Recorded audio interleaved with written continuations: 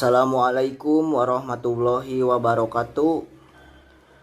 Alhamdulillahirabbil alamin wassalatu wassalamu ala asyrofil anbiya'i wal mursalin wa ala alihi washabbihi ajmain amma ba'du.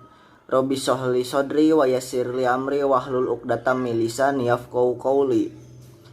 Alhamdulillahirabbil alamin, puji syukur kehadirat Allah Subhanahu wa taala yang telah memberikan kita nikmat iman, nikmat Islam, nikmat sehat wal afiat sehingga kita masih dapat berkumpul pada pertemuan ulum Quran kali ini. Baik, tak lupa sholawat serta salam marilah kita curah limpahkan kepada baginda alam, yakni Nabi Muhammad SAW yang telah membawa kita dari zaman gelap hingga zaman terang benderang seperti ini.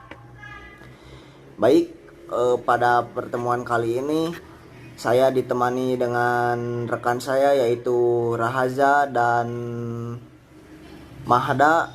Sebelumnya izinkan saya memperkenalkan diri, ya, nama saya Muhammad Yusuf Al-Kindi. Baik, langsung saja ke materi yang pertama. Kami dari kelompok 5 Ulum Quran. Langsung saja ke materi yang pertama. Penulisan Al-Quran dari masa ke masa. Pada masa Rasulullah SAW, Al-Quran belum ditulis menjadi satu mushaf seperti yang kita lihat saat ini. Ayat-ayat Al-Quran di masa itu lebih banyak dihafalkan. Kalaupun ada sahabat yang menulis, mereka masih menulis secara terpisah, belum disatukan menjadi satu mushaf.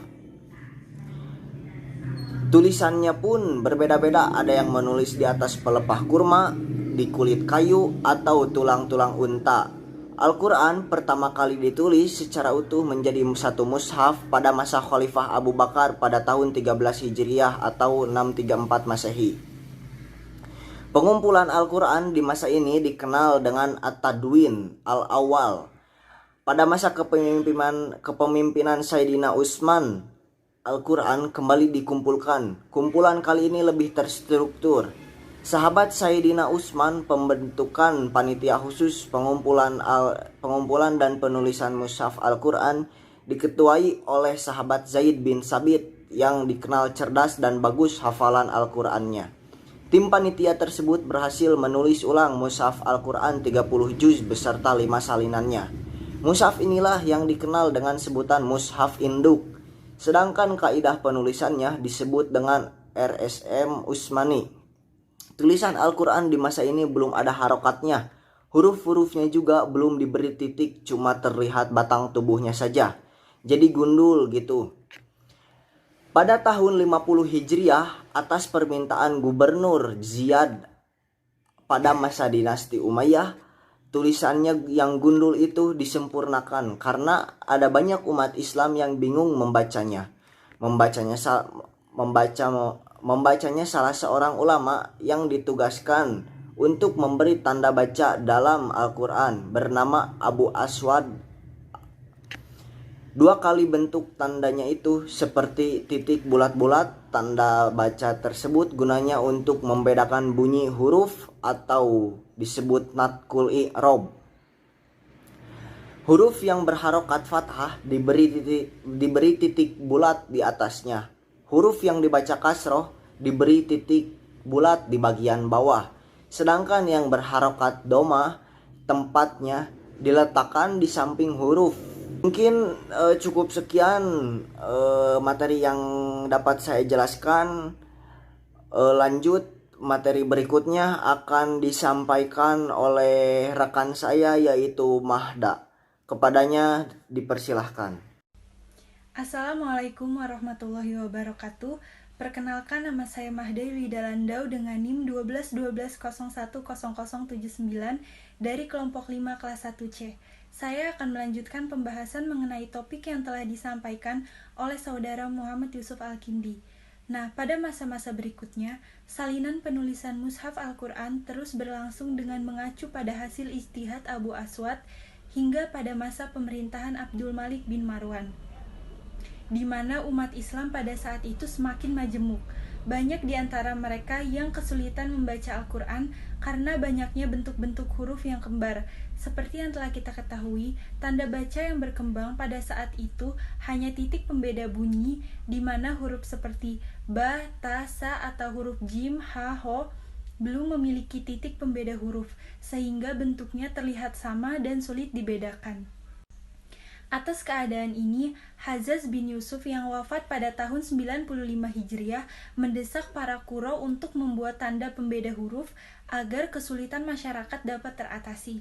Namun, mereka masih enggan membuatnya karena khawatir dianggap melakukan bid'ah atau melakukan sesuatu yang baru yang menyalahi syariat terhadap kitab suci mereka. Barulah pada tahun 80-an Hijriah, tampil seorang murid Abu Aswad yang bernama Nasir bin Asim Alaifi yang wafat pada tahun 89 Hijriah yang berijtihad mencari jalan keluar. Nah, Nasir bin Asim ini tidak sendiri. Beliau bersama muridnya yang bernama Yahya bin Ya'mur yang wafat pada tahun 120 Hijriah yang pada akhirnya menghasilkan titik pembeda huruf atau dikenal dengan Na'tul Ijam sebagai jalan keluar. Titik pembeda huruf tersebut disematkan pada huruf-huruf hijaiyah yang bentuknya sama. Huruf ba dibedakan dengan 4 huruf lainnya yang bentuknya sama, yaitu dengan meletakkan satu titik di bawah untuk huruf ba, huruf ta dengan titik 2 di atas, huruf nun dengan titik 1 di atas, dan huruf ya dengan 2 titik di bawah. Begitu juga dengan huruf jim yang dibedakan dengan saudara kembarnya yang lain. Huruf jim diberi 1 titik di bawah atau di tengah, huruf ho diberi 1 titik di atas, dan huruf ha tanpa diberi titik. Hal itu juga berlaku pada huruf-huruf yang kembar 2 atau sepasang yang berikutnya akan dijelaskan oleh rekan saya Muhammad Rahaza. Kepadanya dipersilakan. Terima kasih. Wassalamualaikum warahmatullahi wabarakatuh. Oke, baik. Terima kasih kepada Saudari Mahda yang sudah memberikan saya kesempatan dalam melanjutkan presentasi. Sebelumnya, izinkan saya memperkenalkan diri. Nama saya Emre Haza Saib dengan nomor NIM 1212010078. Oke, baiklah langsung saja saya lanjutkan materinya. Hal ini juga berlaku pada huruf-huruf yang kembar 2 atau sepasang, di mana huruf yang satu adalah huruf pokok dan satunya lagi huruf cabang, seperti huruf dal misalnya sebagai huruf pokok dan huruf zal sebagai huruf cabang. Huruf ro dengan huruf zai, huruf sin dengan huruf shin, huruf sad dengan huruf do, huruf ta dengan huruf za, huruf ain dengan huruf ghain, dan huruf fa dengan huruf qaf dengan diberikan tanda titik 1 di atas huruf cabang.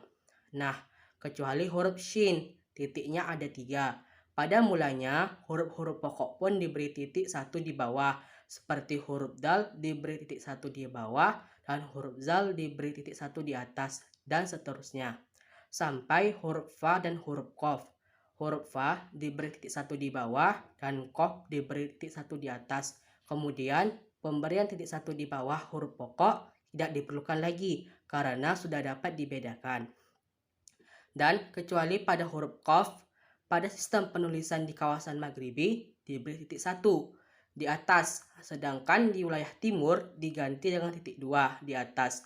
Makanya jangan sampai kaget bila menemukan Al-Quran dari negara Maroko, misalnya tulisan hurufnya itu qaf-nya ada titik 1 di atas, bukan titik 2 di atas, seperti Al-Quran yang biasanya kita baca di Indonesia.